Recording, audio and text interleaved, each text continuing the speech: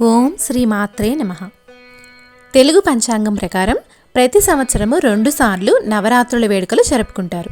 అందులో ఒకటి చైత్ర నవరాత్రులు, రెండోది శారదీయ నవరాత్రులు లేదా శరన్నవరాత్రులు. వీటితో పాటు మరో 2 గుప్త నవరాత్రులను కూడా మాఘ ఆషాఢ మాసాలలో జరుపుకుంటారు. ఈ నవరాత్రుల్లో భక్తులందరూ ఉపవాస దీక్షలు చేపట్టి దుర్గామాతను భక్తి శ్రద్ధలతో కొలుస్తారు.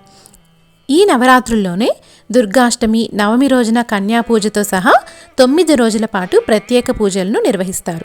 విజయదశమి రోజున నవరాత్రి ఉత్సవాలు పూర్తవుతాయి. ఆ మరుసటి రోజున దసరా ఉత్సవాల్ని జరుపుకుంటారు. ఈ సమయంలో దుర్గాదేవి భూలోకానికి వచ్చి తమను అనుగ్రహిస్తుందని చాలామంది నమ్ముతారు. ఈ నవరాత్రులన్నింటిలోకి ఆశ్వయుజ మాసంలో వచ్చే నవరాత్రులకి ఎక్కువ ప్రాశస్త్యం ఉంది.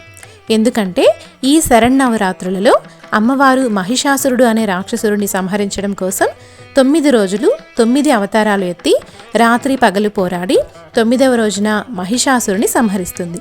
కాబట్టి ఈ శరన్నవరాత్రులు చాలా ముఖ్యమైనవి.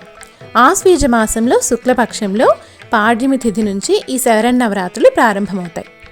శారదీయ నవరాత్రుల్లో మన దేశంలో ఒక్కో ప్రాంతానికి ఒక్కో ప్రత్యేకత ఉంది. కోల్కతా నగరంలో దుర్గామాత విగ్రహాలను ఏర్పాటు చేసి వేడుకలను జరుపుకుంటారు. మైసూర్లో అయితే 9 రోజుల పాటు ప్రత్యేక కార్యక్రమాలను ఘనంగా నిర్వహిస్తారు. తర్వాత తెలుగు రాష్ట్రాల్లో దేవీ నవరాత్రుల ఉత్సవాలను అందరికంటే భిన్నంగా నిర్వహిస్తారు. ఆంధ్రప్రదేశ్లో అయితే దుర్గామాతను 9 ప్రత్యేక రూపాల్లో అలంకరించి ప్రత్యేక పూజలు చేయగా, తెలంగాణలో మాత్రం బతుకమ్మ సంబరాలను ఘనంగా నిర్వహిస్తారు. 10వ రోజున విజయదశమి వేడుకలను నిర్వహిస్తారు. ఈ సంవత్సరం దేవీ నవరాత్రులు ఎప్పటి నుండి ప్రారంభం కానున్నాయి, అమ్మవారు ఏ రోజు ఏ రూపంలో దర్శనమివ్వనున్నారో పూర్తి వివరాలను ఇప్పుడు తెలుసుకుందాం. ఇంద్రకీలాద్రిపై కొలువయున్న బెజవాడ కనకదుర్గమ్మ వారి గుడిలో అక్టోబర్ 3వ తేదీ నుంచి 12వ తేదీ వరకు నవరాత్రి వేడుకలు జరగనున్నాయి. ఈ సందర్భంగా దుర్గమ్మ వారిని 9 రోజుల పాటు ఏ రూపాల్లో అలంకరిస్తారు అంటే, అక్టోబర్ 3 మొదటి రోజు అయిన గురువారం రోజున స్వర్ణ కవచాలంకృత దుర్గాదేవి అలంకారం. అక్టోబర్ 4 రెండవ రోజైన శుక్రవారం రోజున బాలా త్రిపురసుందరీదేవి అలంకారం. అక్టోబర్ 5 మూడవ రోజు శనివారం రోజున గాయత్రీదేవి. అక్టోబర్ 6 4వ రోజు ఆదివారం రోజున శ్రీ అన్నపూర్ణాదేవి.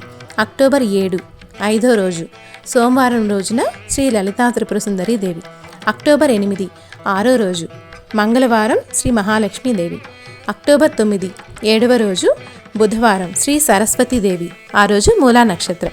అక్టోబర్ 10 8వ రోజు గురువారం దుర్గాదేవి అలంకారం, దుర్గాష్టమి. అక్టోబర్ 11 9వ రోజు శుక్రవారం రోజున మహిషాసుర మర్దినీదేవి రూపాలలో అమ్మవారు దర్శనమివ్వనున్నారు. తర్వాత కృష్ణానదిలో తెప్పోత్సవాన్ని నిర్వహిస్తారు. నవరాత్రులు పూర్తయిన వెంటనే అక్టోబర్ 12 శనివారం రోజున రాజరాజేశ్వరీదేవి రూపంలో విజయదశమి వేడుకలను ఘనంగా నిర్వహిస్తారు.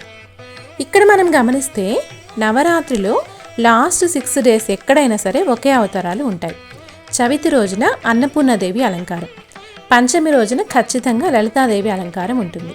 ఎందుకంటే లలితా సహస్రనామంలో కూడా చెప్తారు పంచమి పంచభూతేసి పంచ సంఖ్యోపచారిణి అని. అందుకని పంచమి రోజున లలితాదేవి అలంకారంతో పూజిస్తారు. ఇక తర్వాత వచ్చే షష్ఠి, సప్తమి 6, 7 రోజులలో మూలా నక్షత్రం ఏ రోజున ఉంటే ఆ రోజున సరస్వతీదేవి అలంకారం, మిగిలిన ఇంకొక రోజున లక్ష్మీదేవి అలంకారం ఉంటుంది. ఇక 8వ రోజు నుంచి మనకు తెలిసిందే అష్టమి. 8వ రోజున దుర్గాష్టమి, దుర్గాదేవి అలంకారం. నవమి 9వ రోజున మహన్నవమి, మహిషాసుర మర్దినీదేవి అలంకారం. దశమి రోజున విజయదశమి, రాజరాజేశ్వరీదేవి అలంకారం. మరి మొదటి 3 రోజుల్లో డిఫరెన్స్ ఎందుకు ఉంటుంది అంటే, ఈ 3 రోజుల్లో కూడా 2 అవతారాలు ఖచ్చితంగా ఉండేవే, బాలా త్రిపురసుందరీదేవి, గాయత్రీదేవి. ఇక 3వ అవతారం మాత్రమే ఒక్కొక్క గుడిలో ఒక్కోలాగా ఉంటుంది. అది కూడా ఎందుకంటే నవరాత్రులని అన్ని అమ్మవారి గుడులలోనూ జరుపుకుంటారు. ఆ గుడిలో ఏ అమ్మవారైతే ఉన్నారో ఆ అమ్మవారి అలంకారాన్ని ఆ రోజున తీసుకుంటారు. అంటే ఇప్పుడు చాముండేశ్వరిదేవి ఆలయం ఉందనుకోండి, నవరాత్రుల్లో ఈ మొదటి 3 రోజుల్లో ఒకరోజు చాముండీదేవి అలంకారాన్ని చేస్తారు.